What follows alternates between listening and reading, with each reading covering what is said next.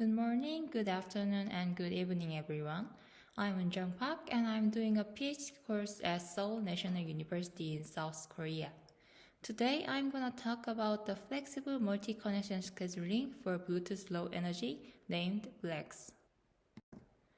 Everyone who attends here will be familiar with the word Bluetooth.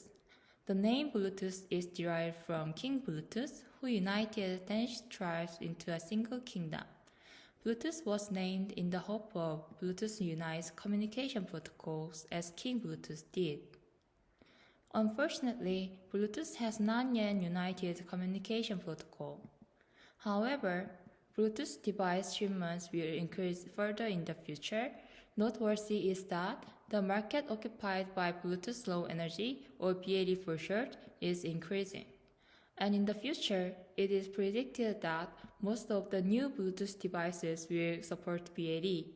So we can predict that BLE will replace classic Bluetooth in many applications. Therefore, we will focus on the BLE. Let's briefly look at the link layer of BLE for the future explanation. In BLE, devices identify each other through scanning and advertising in advertising channels and establish a connection. At this time, through the window size and window offset parameter of a control packet called a connection indicator, the master decides the timing to send and receive data. When starting exchanging data in the connection channel, each device is called a master and a slave. The continuous packet transfers between the master and the slave are called the connection event. The start time of this connection event is called the anchor point. And this anchor point is repeated every connection interval. Due to this periodic nature, BLE shows up to 100 times lower energy consumption than conventional Bluetooth. So what's the problem with BLE? Let's consider the case of using a tablet PC as a real example. Perhaps you can use a Bluetooth mouse for convenience. How about the keyboard? Bluetooth keyboards are also common among tablet users. But do we only use this? We also have to listen to songs. In particular, Bluetooth earphones have a large trapping load. There are increasing cases where multiple slaves are attached to one master. As described above, when one master manages multiple connections, it is desirable that an event of one connection ends and an event of another connection starts as follows.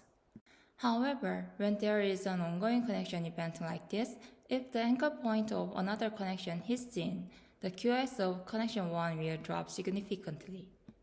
At this time, we will call this phenomenon connection 2 blocked connection 1. The problem is that the Bluetooth specification does not define a resource scheduling method to cope with this situation. To check if the commercial BLE devices prevent this undesirable blocking, we conducted preliminary experiments on the Bluetooth chipset from CSL. We measured the throughput in 3 scenarios by connecting up to 4 slaves to one master. The ideal throughput for each slave in each scenario are as follows. As a result of experimenting with 3 scenarios, the commercial CSR chipset shows a total throughput reduction of up to 46% compared to the ideal case. What's the reason? It is challenging to know the reason because we could not open the controller, but we can infer from reverse engineering. This phenomenon was because the master did not consider the trapping load of each connection and started a new connection event at the specified prefixed time. No matter how many blocking occur, the scheduler does not care about it at all, resulting in severe performance degradation. This inefficient and fixed scheduling motivated us to devise a new and novel resource scheduling system. The points we considered when designing the proposed system are as follows. The new connection must not violate the QoS of the existing connection. However, since the trapping load of the new connection is not known in advance, QoS must be guaranteed by allocating maximum resources.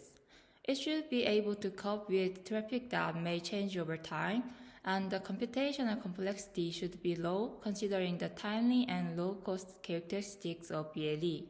Considering all this, we propose a flexible multi-connection scheduling system, BLEX. The BLEX system is implemented as follows. Through the timestamp of the existing connection's data transmission, the trapping load is estimated with trapping load estimator.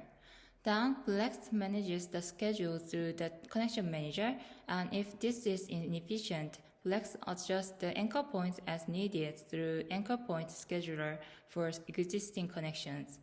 Also, through the anchor point scheduler for a new connection, the window of set that guarantees the maximum QoS is calculated and sent immediately when a new node joins. So let's take a closer look at this module. First is trapping load estimator, which measures the trapping load. As we saw earlier, in order not to violate the QoS of ongoing connections, we need to know the trapping load of each connection. The host application generates traffic and the controller performs scheduling. However, since this host does not send the amount of traffic to the controller, we cannot let the controller know the amount of traffic occurring on the host. If so, how to guess the application traffic load at the controller? Therefore, we propose a new method. BLE connection event is closed when there are no more packets to send. Therefore, when the trapping load is low, the connection event length is short, and when the trapping load is high, the connection event length is long. So, connection event length can be used to approximate the trapping load. Now, BLEX knows the amount of trapping load of each connection, so BLEX can protect the QoS of existing connections. Next, let's look at the connection manager. The connection manager knows the anchor point and connection event length of each connection through traffic load estimator and manages the scheduling table based on this. In order to schedule the connections, connection manager needs three pieces of information. First, connection interval, which indicates how frequently a connection event occurs. Second, anchor point, which indicates when each event starts. Third, connection event length, which is used for trapping load estimation as explained just before. What is the challenge? If the connection interval of connection 1 is 90 milliseconds and the interval of connection 2 is 20 milliseconds, the repeated schedule size to be managed is 180 seconds, which is the least common multiple. The number of anchor points to be stored is 11. This is a very simple example, and as the number of connections increases and the connection interval diversify, the calculation becomes more complex and the memory usage increases. At this point, we use a trick for scheduling. What if the connection manager limits the connection interval to something like this? The interval of connection 1 is 80 milliseconds and the interval of connection 2 is 20 milliseconds. The repeated schedule size is 80 milliseconds, which is the largest value among the intervals of connections. The anchor point that we have to manage is reduced by less than half, which means smaller memory usage and lower computational complexity. Therefore, we converted and scheduled the connection interval like this.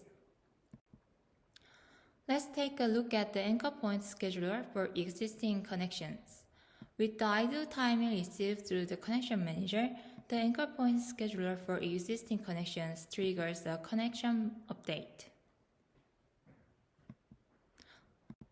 Why do we need this module? The answer is that the trapping load of each connection can change over time.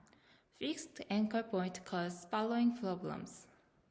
When the trapping load of connection 1 increases, connection 2 may block connection 1 as follows.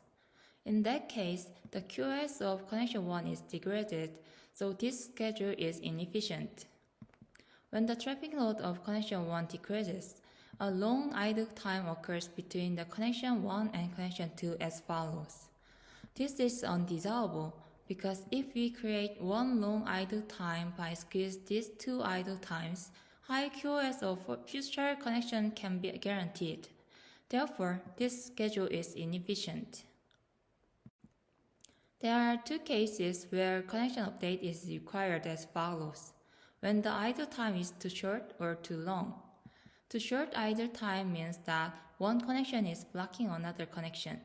Therefore, we allocate the nearest long idle time to the blocked connection as follows, and our solution can adjust multiple connections anchor point together. Too long idle time means that it is not possible to allocate the maximum amount of resources to the new connection in the future, and we reduce this time as much as possible as follows. This allows BLEX to adapt to changing QoS requirements. Finally, let's look at the anchor point scheduler for a new connection. With the idle timing received through the connection manager, anchor point scheduler for a new connection calculates the anchor point position that can maximize the QoS of future connection, and when a new node joins, it sends the window offset for the anchor point. Consider the same case as the previous connection interval conversion. In order to maximize the QoS of newly joining connection while protecting the QoS of ongoing connections, the anchor point of the new connection should be the timing to allocate as many time resources as possible without overlapping with the events of the ongoing connection. But the challenge is when to perform such calculation for a new slave. Given that a BLEX device is usually a resource-constrained embedded device, we need to provide enough time period for the offset calculation. However, it is only a very short time for the initiator to receive an advertising packet and send the connection indicator. This is insufficient time to calculate the longest idle time. So we use window offset calculator for establishment to identify appropriate idle time location for each connection interval in advance. At this time, since we convert the connection interval, this is possible. This calculation takes place between the connection event and the connection event, and when a connectable advertising packet is received, an appropriate anchor point can be used immediately. If the connection interval is greater than or equal to the repeated schedule size, the number of anchor points required for a new connection within a repeated schedule will be 1, and the possible anchor points are as follows. In the same way, when the connection interval is half of the repeated schedule size, 2 anchor points are required. The same rule applies for smaller connection intervals. Thanks to the connection interval conversion, only 4 cases need to be considered, and with such low computational complexity, maximum QoS of newly joining connections can be guaranteed. Now we have designed the BLEX, let's check its performance. When evaluating BLEX under the same scenarios as in the preliminary experiment, this graph shows the total throughput of comparison schemes as a percentage based on the BLEX. BLEX guarantees the QoS of ongoing connections and maximizes the QoS of newly joining connections compared to other schemes. In addition, this graph shows slave 1's QoS failure ratio when there are 2 connections and different traffic loads cross over time. The green arrow indicates the time when slave 1's traffic load is high. The blue graph is when BLEX anchor point scheduler for existing connection module is activated, and the orange graph is when the module is not activated. When the module is activated, BLEX responds flexibly to changing traffic load through periodic schedule updates and reduced QoS failure ratio.